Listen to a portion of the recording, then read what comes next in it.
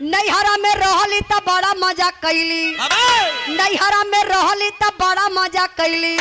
सीटी मारे लोगवा पिछुआरे से रतिया हो गई झगड़वा मोर भतारे से। रतिया हो गई झगड़वा मोर भतारे से, रतिया हो गई झगड़वा मोर भतारे।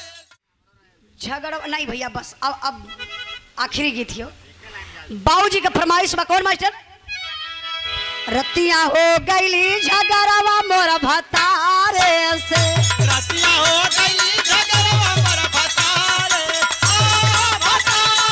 से, हो भतारे से, हो भतारे से। रतिया हो गई झगड़वा मोर भतारे से, रतिया हो गई झगड़वा मोर भतारे। चलिए डॉक्टर साहब आप लोग चलत बनी, हमहू चलत बनी, सबके हमार नमस्ते प्रणाम बा। बहुत अच्छा लगल। कहना बा नैहरा में रहली त बड़ा मजा कैली, नैहरा में रहली त बड़ा मजा कैली। सीटी मारे लोगवा पिछुआरे से रतिया हो गई झगड़वा मोर भतारे से।